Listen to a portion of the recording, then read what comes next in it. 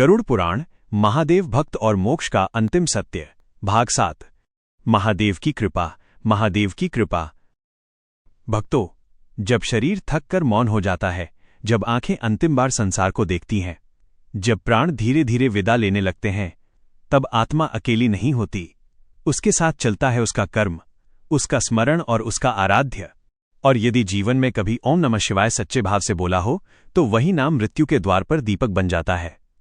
गरुड़ पुराण कहता है, भक्तों, मृत्यु अंत नहीं, केवल देह परिवर्तन है। विज्ञान जिसे ऊर्जा का रूपांतरण कहता है, शास्त्र उसे आत्मा की यात्रा कहते हैं।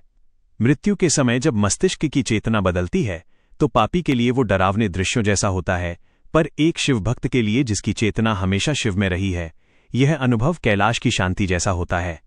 यमदूत आत्मा को लेने आते हैं, पर हर आत्मा का मार्ग समान नहीं होता। पापी आत्मा कांपती है, साधारण आत्मा मौन रहती है, पर महादेव भक्त के चारों ओर एक दिव्य कंपन फैलने लगता है। उसकी आंखें बंद होती हैं, पर आत्मा जाग जाती है। यमदूत आगे बढ़ते हैं, पर अचानक रुक जाते हैं, क्योंकि उस आत्मा से रुद्र तत्व निकलने लगता है। महादेव का त्रिपुंड उस आत्मा के तेज में दिखाई देता है। यमदूत हाथ जोड़कर कहते हैं, यह शिव स्मरण करने वाली आत्मा है, और तभी यमराज को सूचना भेजी जाती है। पर भक्तों, यहां एक कठोर सत्य है, हर शिव नाम लेने वाला शिव भक्त नहीं होता। गरुड़ पुराण स्पष्ट कहता है, केवल जप पर्याप्त नहीं, जीवन भी शिवमय होना चाहिए। यमराज स्वयं उपस्थित होकर आत्मा से पूछते हैं, तूने महादेव को पुकारा या उनके गुणों को अपनाया भी? भक्तों, यह प्रश्न नहीं, यह आत्मा का न्याय है। यदि आत्मा ने दूसरों को धोखा दिया, माता पिता को कष्ट पहुंचाया, गरीब को तिरस्कृत किया और केवल मंदिर में शिव कहा, तो चित्रगुप्त का भारी पन्ना खुलता है। उसमें लिखा होता है, भक्ति मुख से थी, जीवन अहंकार से भरा था।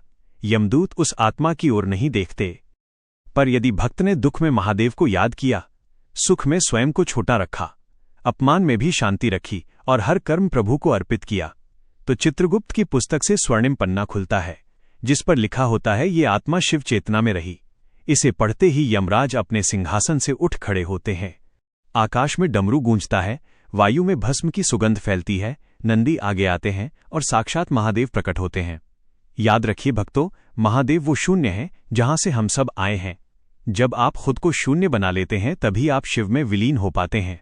महादेव शमशान की चिता भस्म इसीलिए लगाते हैं, ताकि हमें याद रहे कि जिस शरीर पर हम इतना गर्व करते हैं, अंत में उसे राख ही होना है।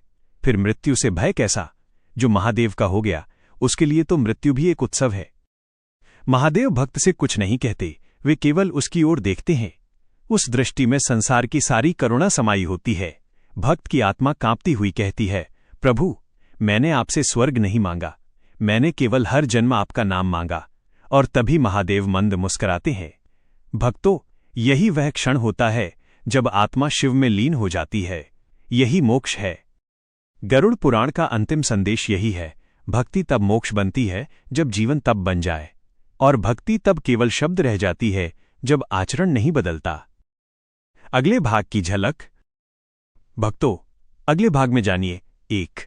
जब आत्मा यमलोक पहुंचती है, तो सबसे पहले क्या दिखाया जाता है? 2. वो कौन सा कर्म होता है जिसे देखकर चित्रगुप्त स्वयं से झुका लेते हैं? 3. क्या हर आत्मा को वैतरणी नदी के संकटों से गुजरना पड़ता है? 4. वह कौन सी एक आदत है जो जीवन में ही स्वर्ग बना देती है? 5. और क्या सच में महादेव अपने भक्त की आत्मा को स्वयं कैलाश तक ले जाते हैं? अगले भाग में खुलेगा गरुड़ पुराण का वो रहस्य जो जीवित रहते जान लिया जाए तो मृत्यु भी डरना छोड़ देती है।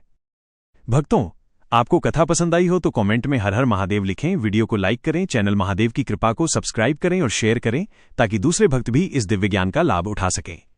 महादेव आपकी रक्षा करें, महादेव आपका मार्ग प्रशस्त करें। हर हर महादेव।